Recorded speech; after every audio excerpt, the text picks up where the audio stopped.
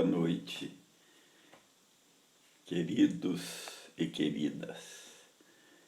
Estamos aqui mais uma noite para orar e falar um pouco dos milagres de Jesus.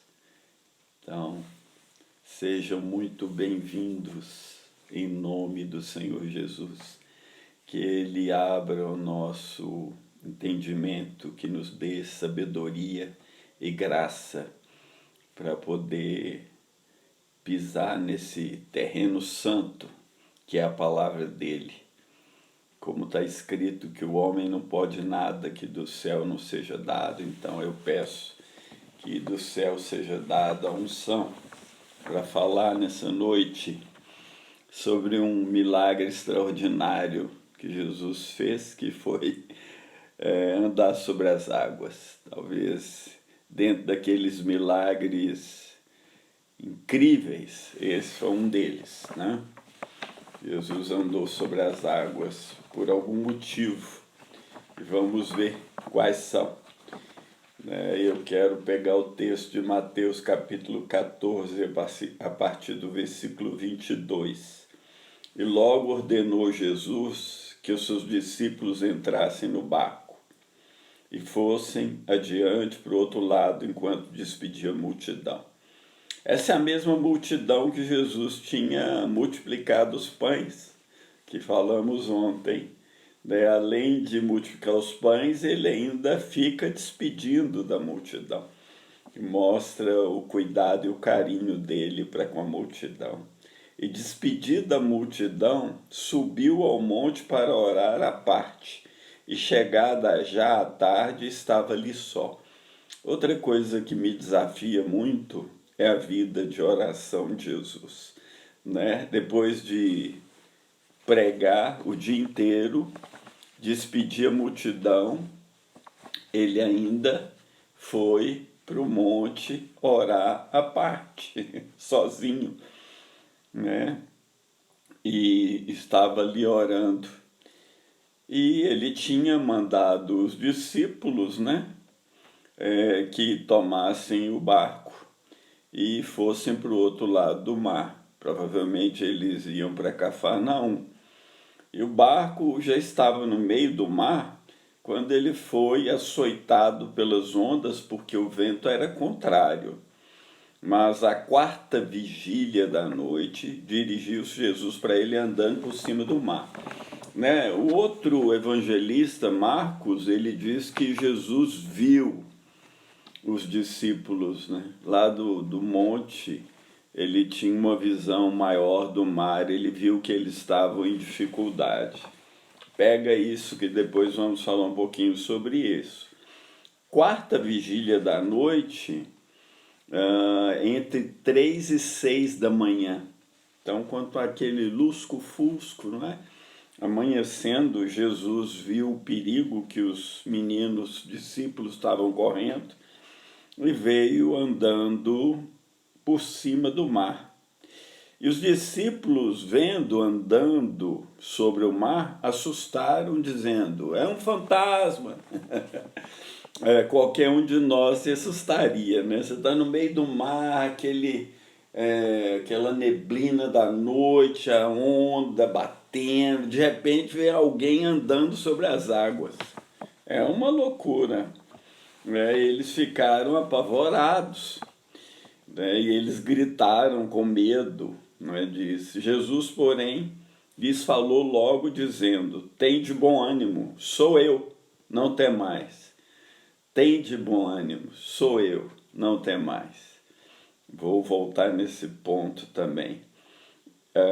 E depois volto no ponto que Pedro saiu do barco para andar.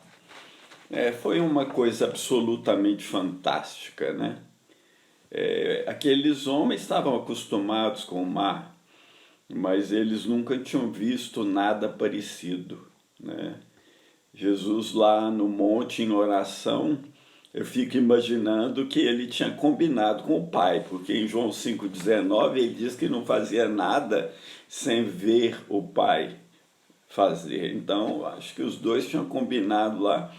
E eles tinham se divertido um pouco naquela tarde, né?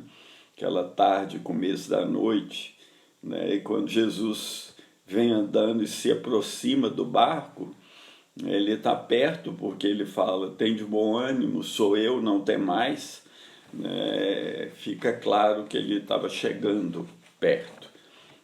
Agora, nas tribulações, nas tempestades que acontecem na vida de um discípulo de Jesus e das pessoas que seguem Jesus, a gente deve lembrar das palavras do profeta Isaías.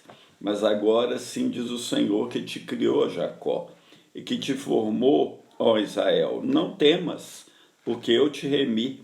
Chamei-te pelo teu nome, tu és meu.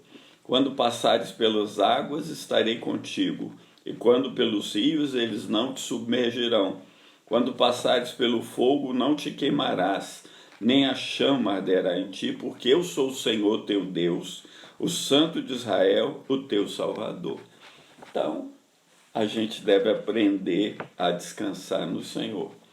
Agora, voltando para Pedro, Pedro ousadamente falou com o Senhor, se é o Senhor, manda-me ter contigo. Jesus falou, vem Pedro. E Pedro desceu do barco e caminhou na direção de Jesus.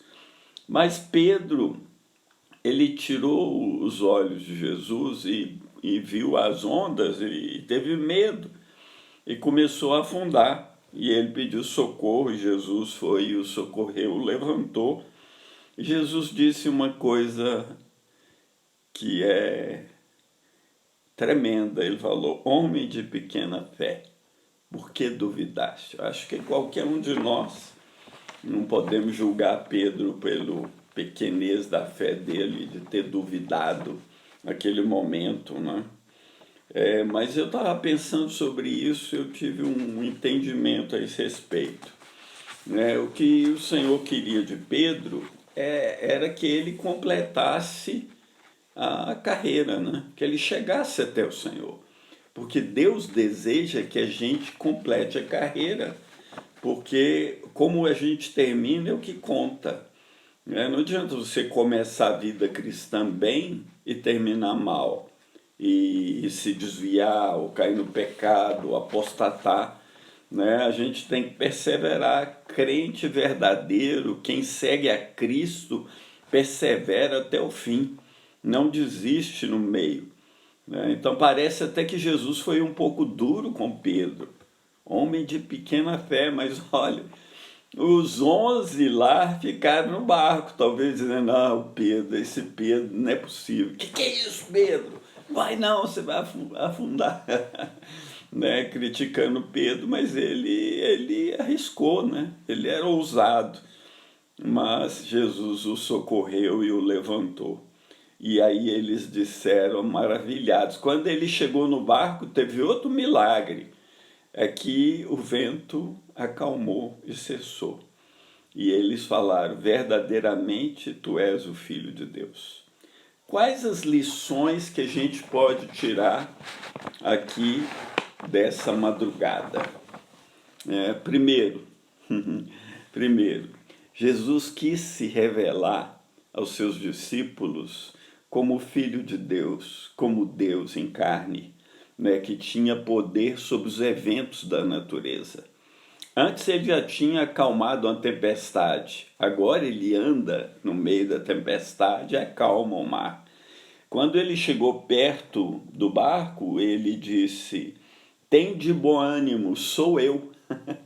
Tem de bom ânimo, eu sou Deus, eu sou o Senhor. Eu tenho o controle sobre todas as coisas. Não tenham medo, tenham bom ânimo. Troca o medo pelo bom ânimo. Não tenha medo da pandemia, não tenha medo dos homens, não tenha medo da morte, não tenha medo de nada, porque nosso Senhor é Deus. Ele sabe tudo, conhece tudo, pode tudo e Ele nos sustenta pelo seu poder. Ele nos dá segurança diante das lutas Ele sabia que os discípulos iam pregar o evangelho a todo mundo, eles precisavam dessa segurança e certeza que ele estaria com eles todos os dias até a consumação do século. E ele quis mostrar para os discípulos que, mesmo ausente, ele de longe estava olhando. Parece que Deus está longe do seu sofrimento, da sua batalha, da sua dor. Não, ele está vendo tudo, porque todas as coisas colaboram para o bem daqueles que amam a Deus, daqueles que são chamados segundo o seu propósito. Então, se Deus te chamou, se Deus te revelou quem é Jesus, se Deus abriu seu coração, se você se converteu, se você se arrependeu dos seus pecados, então Deus está no controle absoluto de todas as coisas. Portanto, não tenha medo, tenha bom ânimo. E ele de longe estava vendo as dificuldades. A Bíblia diz que às vezes Deus parece demorado, mas depressa vai nos socorrer. Parece uma contradição, né? Parece demorado, mas depressa ele virá. Ele quis ensinar para os discípulos um princípio de confiança de fé. Fé é jamais tire os seus olhos de Cristo. Fé é olhando para Jesus, autor e consumador da fé, nós nos livramos do pecado e do embaraço que nos rodeia, tentando nos puxar para baixo, do medo que atormenta, das dificuldades da vida, porque nós olhamos para ele, porque em troca da alegria que estava proposta, ele suportou a cruz, não fazendo caso da afronta, e assentou-se à direita do trono da majestade. Se você confia no Senhor, você também vai se assentar no trono do Senhor. Você vai estar com ele na glória, você vai experimentar a glória do Pai, você vai ser glorificado, receber um corpo imortal. Então considera que Jesus suportou tanta contradição dos pecadores. Considera isso quando você tiver em dificuldade, com problemas, as pessoas te atacarem ou com medo. Não fica com medo do Covid. Não fica com medo do Covid. Deus é maior, nosso Deus é maior do que a pandemia, nosso Deus é maior do que o mundo, nosso Deus é maior do que os governos, nosso Deus é maior do que todo o poder atômico da humanidade. Nosso Deus tem o mundo nas suas mãos. Nosso Deus, as nações são como um pingo de água no balde diante dele, são como pó, são como poeira, como um cisco diante da sua glória, da sua majestade. Deus está no controle de todas as coisas. A história é a história de Deus. Deus é quem escreve a história. Deus é quem marca tempos e épocas. Deus é que tem a agenda do mundo. Deus é que põe e dispõe, que dá e tira. Deus é que dá vida. Ele é o Senhor. Né, meu irmão? Ele é o Senhor, o Deus Todo-Poderoso, o Criador dos céus e a terra, o princípio e o fim de tudo, o Alfa e o Ômega. Não há ninguém semelhante a ele. Por isso a gente deve descansar nele. Por isso, quando você estiver no meio da tempestade, no meio da tribulação, e você clamar por socorro, ele virá. Ele virá. Me ouviu quando clamei por socorro, me tirou de um poço de lama e de perdição e colocou os meus pés sobre a rocha. Ele virá na hora da angústia. Nem angústia, nem tribulação, nem enfermidade, nem anjos, nem principados, potestades, poderes ou domínios vai nos separar do amor de Deus que está em Cristo Jesus, o nosso Senhor.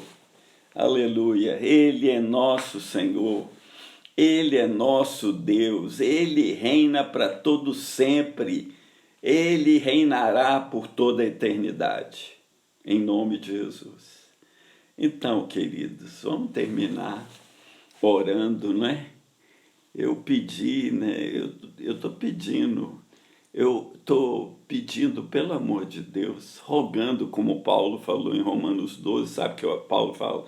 Rogo-vos, pois, irmãos, pela compaixão de Deus, né? Rogo-vos, pois, irmãos, pela compaixão de Deus, orem, orem, vamos orar, orem junto comigo, né? Se você quiser orar aí no Instagram junto, manda uma mensagem que eu ponho você junto.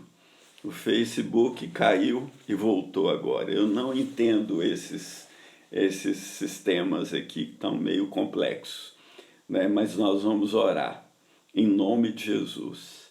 Vamos orar pelo Brasil, orar nessas lutas e batalhas, pegar minha listinha de oração aqui, né? Minha lista de oração.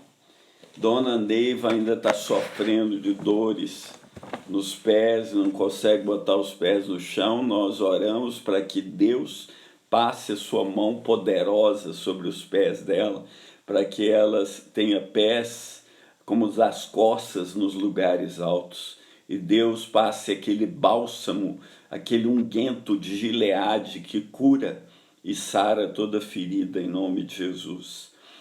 Que ela seja curada. Nós temos orado todos os dias pelas pessoas que estão no vale da sombra da morte por causa do Covid. Oramos, Senhor, para que essa semana seja menor que a semana passada, que haja menos dor, menos choro, menos morte, que o Senhor detenha o poder desse Covid, porque o Senhor é soberano sobre essa enfermidade. E o Senhor pode todas as coisas. Então lançamos o nosso cuidado sobre o Senhor. Eu te peço que o Senhor visite hospitais, visite os médicos, enfermeiros, dê-lhes graça, dê-lhes sabedoria, dê-lhes habilidade, que eles livrem também muitos da morte, que o Senhor entre naqueles UTIs da vida, naqueles hospitais espalhados pelo Brasil, e põe a tua mão para que mais pessoas sejam libertas, curadas e que menos venham morrer, Senhor. Oh Deus, em nome de Jesus, por amor da sua misericórdia. E também quero orar pelas pessoas que estão desempregadas, necessitadas, né? Muita gente está sofrendo. Eu vi de um shopping que cerca de 40 empresas já não vão abrir mais. Imagina quantos empregados, 100, pelo menos naquele shopping. Imagina quantas pessoas em BH já perderam seus empregos por causa disso, por causa desse lockdown, que para mim é fora do normal. Não devia ser desse modo, na minha opinião. Mas Deus é Deus. Então, oramos também pelos que estão sofrendo, passando fome, perdendo emprego, perdendo a esperança. Deus, em nome de Jesus, opera aí na vida deles, dê também graça à sua igreja para socorrer pessoas e ter uma oportunidade também de trazer a salvação de Deus na vida deles e delas, em nome de Jesus. E por último, temos orado pelo nosso governo, né, pelos presidentes dos nossos 3 poderes, Jair Messias Bolsonaro, Rodrigo Maia, Davi Alcolumbre e Dias Toffoli. Que Deus ponha o temor do Senhor nos seus corações, que haja harmonia nesses poderes, para que o povo tenha paz e tranquilidade, que essa confusão que tem acontecido no Brasil, esse tanto de quebradeira que teve nesse último fim de semana, cessem em nome de Jesus. Põe a tua mão, Senhor. Tem misericórdia dos governadores, dos prefeitos, né? Põe o temor do Senhor em seus corações. Muda a história do nosso país. Ajuda-nos, Senhor. Quero orar também pelas suas igrejas, né? Que elas tenham a graça do Senhor para pregar o Evangelho como nunca, para espalhar a boa nova de Cristo, o bom perfume do nosso Senhor para esse mundo perdido. Obrigado, Pai. Aleluia. Teu é o reino, teu é o poder e tua é a glória para sempre. Uma vez falou o Senhor, duas vezes ouvi que o poder pertence a Deus. O poder te pertence, Senhor. Tua é a glória e a soberania sobre todas as coisas. Por isso nós lançamos o nosso cuidado sobre o Senhor, porque o Senhor tem cuidado de nós. E te pedimos, como seus filhos, que nos esconda à sombra das tuas asas, até que passem as calamidades. Em nome de nosso Senhor e Salvador Jesus Cristo. Amém. Aí, irmãos, compartilhem, trabalhem pelo reino, em nome de Jesus. Fica na paz.